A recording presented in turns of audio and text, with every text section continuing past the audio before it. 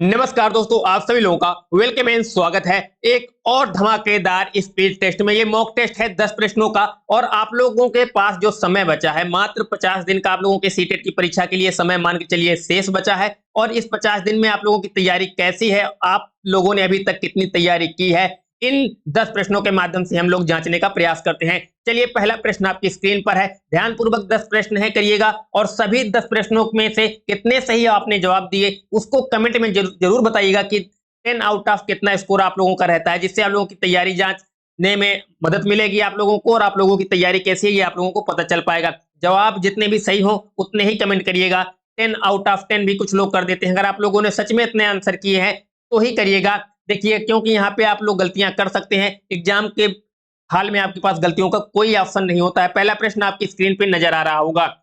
इसमें पूछा गया है कि प्रथम मनोवैज्ञानिक प्रयोगशाला की स्थापना किसने की थी। जो प्रथम मनोवैज्ञानिक प्रयोगशाला है उसकी स्थापना किसने की थी, जवाब करिएगा। पहला है किसने की थी, तो गाल्टन है, हल है, या फिर आपके पास वाटसन है, या उंट है। कौन थे वो मनोवैज्ञानिक जिन्होंने पहली प्रयोगशाला की स्थापना की थी। तो दोस्तों, इसका क्या जवाब होगा, उम्मीद है आप लोगों के पास एग्जाम हॉल में 1 मिनट का समय मिलता है, यहाँ भी 1 मिनट से कम समय हम देंगे जिससे कि आप लोग स्पीड में कर पाए।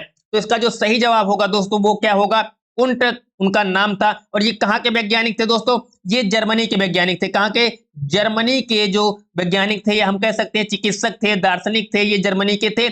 इन्होंने कब की थी, तो इन्होंने 1879 ईस्वी में लिपजिंग विश्वविद्यालय में मनोवैज्ञानिक प्रयोगशाला की पहली स्थापना की थी। कहां पर, जो प्रयोगशाला की स्थापना इन्होंने की थी वो कौन सा विश्वविद्यालय था दोस्तों, उस विश्वविद्यालय का नाम क्या था, लिपजिंग। याद रखिएगा, ये काफी इंपॉर्टेंट पॉइंट है और ये काफी पूछा जाता है। लिपजिंग विश्वविद्यालय जो दोस्तों था, वहां पर इन्होंने पहली प्रयोगशाला की स्थापना की थी। ध्यान रखिएगा, लिपजिंग विश्वविद्यालय उसका नाम है। जहां पर इन्होंने पहली प्रयोगशाला की स्थापना की थी उनका नाम उंट था। ये जर्मनी के वैज्ञानिक थे और ये 1879 ईस्वी में इन्होंने इसकी स्थापना की थी। तो जवाब जो सही होगा वो हो जाएगा डी नंबर, यानी कि जो ऑप्शन डी है राइट जवाब होगा। चलिए, अगला प्रश्न, छात्र अधिगम का वार्क मॉडल इनके द्वारा प्रस्तावित किया गया।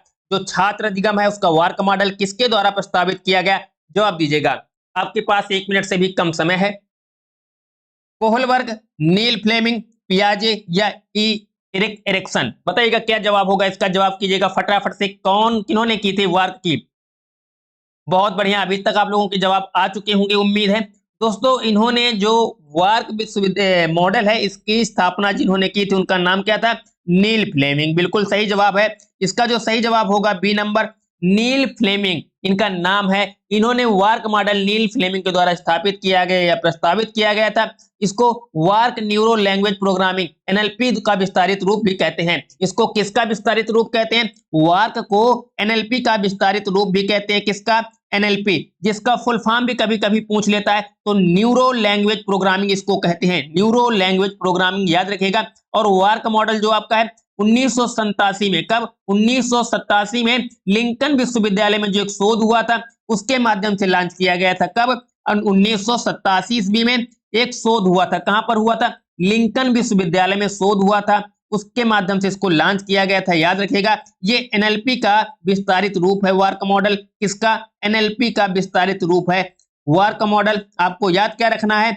आपको याद रखना है कि नील फ्लेमिंग के द्वारा वार्क मॉडल जो था उसकी प्रस्तावना दिया गया था, उसको प्रस्तावित किया गया था। तो जो सही जवाब हो जाएगा बी आपका सही जवाब हो जाएगा। चलिए, अगला प्रश्न, शिक्षा मनोविज्ञान की उत्पत्ति का वर्ष कौन सा माना जाता है। जो शिक्षा मनोविज्ञान है उसकी उत्पत्ति का कौन सा वर्ष माना जाता है दोस्तों, शिक्षा मनोविज्ञान की उत्पत्ति का कौन सा वर्ष माना जाता है, जवाब दीजिएगा। 1947, 1920, 1940 या 1900, सही जवाब करिएगा। कौन सा सही जवाब होगा।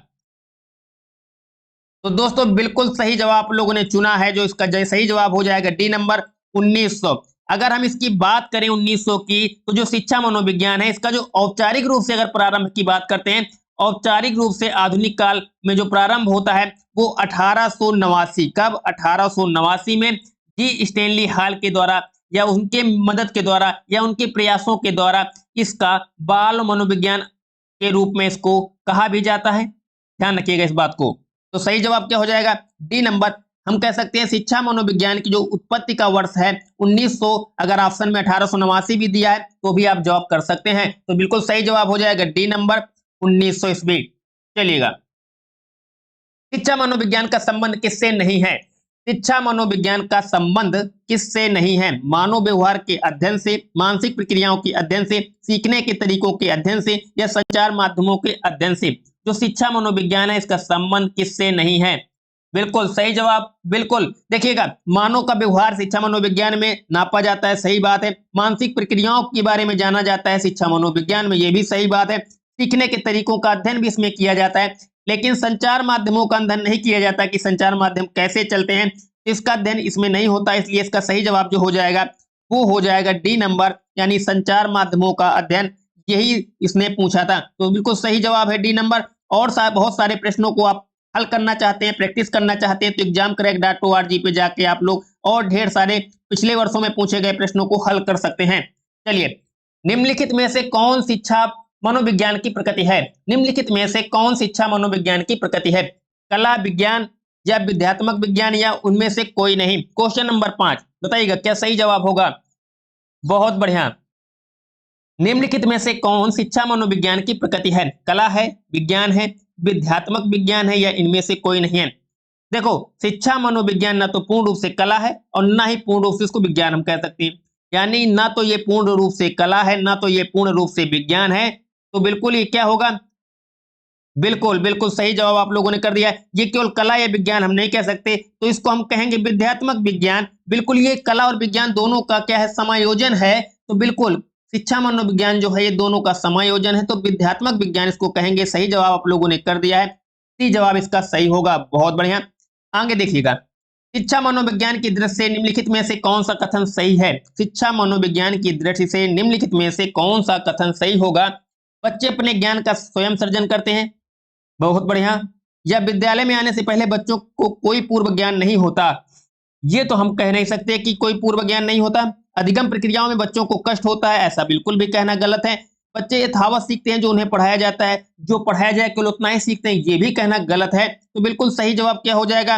बिल्कुल सही जवाब आपका हो जाएगा ए नंबर, यानी जो पहला जवाब है सही कि बच्चे अपने ज्ञान का स्वयं सृजन करते हैं। तो बिल्कुल सही जवाब ए नंबर। बहुत बढ़िया। आगे देखिए, एक शिक्षक को अपने विद्यार्थियों की क्षमताओं को समझने का प्रयास करना चाहिए। निम्नलिखित में से कौन सा क्षेत्र इस उद्देश्य के साथ संबंध है? एक टीचर जो है उसको अपने विद्यार्थियों की जो क्षमताएं हैं उसको समझने का प्रयास करना चाहिए। अब कह रहा है कि निम्नलिखित में से कौन सा ऐसा क्षेत्र है जो इसके उद्देश्य की पूर्ति करता है? बताइएगा क्या सही जवाब होगा। क्वेश्चन नंबर 7 चलिएगा, सामाजिक दर्शन, मीडिया, मनोविज्ञान शिक्षा, मनोविज्ञान या शिक्षा समाज शास्त्र। बताइएगा क्या सही जवाब होगा इसका। बहुत बढ़िया। तो बिल्कुल सही जवाब क्या होगा? देखिएगा, शिक्षा मनोविज्ञान ही इसका सही जवाब होगा। बिल्कुल सही जवाब आप लोगों ने चुना है। तो बिल्कुल इसका जो सही जवाब तीसरा ऑप्शन है वो सही हो जाएगा, सी नंबर, शिक्षा मनोविज्ञान। बहुत बढ़िया। और प्रश्नों को हल करने के लिए examcorrect.org गूगल पे सर्च करना ना भूलें। चलिए, शिक्षा मनोविज्ञान है विशुद्ध विज्ञान, व्यवहारिक विज्ञान, मानक विज्ञान या इनमें से कोई नहीं? जो शिक्षा मनोविज्ञान है वो क्या है? शिक्षा मनोविज्ञान, बिल्कुल बिल्कुल जो शिक्षा मनोविज्ञान है दोस्तों क्या है? बिल्कुल ये एक मानक विज्ञान है। इसमें क्या किया जाता है? इसमें जो व्यक्ति होता है उसके लक्ष्य केंद्रित शिक्षा दी जाती है। शिक्षा मनोविज्ञान क्या है? मानक विज्ञान है। इसमें जो व्यक्ति होता है जिसको शिक्षा दी जाती है उसको केंद्रित शिक्षा दी जाती है, कोई एक लक्ष्य देकर शिक्षा दी जाती है। इसके द्वारा जो मानव के व्यवहार है उनको परिवर्तन कर किया जाता है, और जो शिक्षा है उससे जो मानव है उसको दिशा दिया जाता है। कह सकते हैं उसको जिस दिशा में ले जाना चाहते हैं उस दिशा में उसको ले जाया जाता है। तो बिल्कुल ये मानक विज्ञान होता है। बिल्कुल ये सही जवाब है, वेरी इंपॉर्टेंट क्वेश्चन है, ध्यान रखिएगा।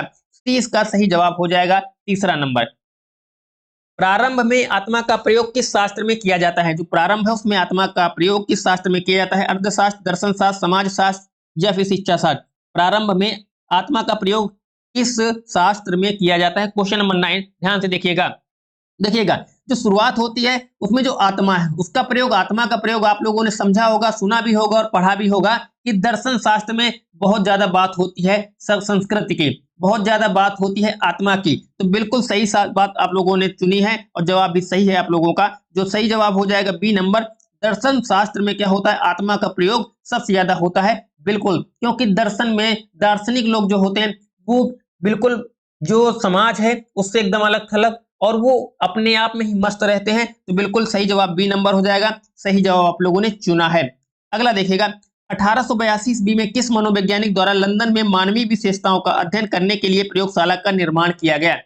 1882 ईस्वी, ध्यान से देखिएगा, 1882 ईस्वी में मनोवैज्ञानिक द्वारा लंदन में मानवीय विशेषताओं का अध्ययन करने के लिए एक प्रयोगशाला का निर्माण किया गया था।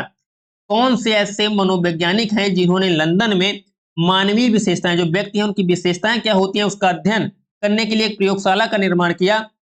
वो कैटेल थे कि गाल्टन थे कि अल्फ्रेड विने थे या वुडवर्थ थे? क्वेश्चन नंबर 10 जवाब करिएगा, क्या सही जवाब होगा?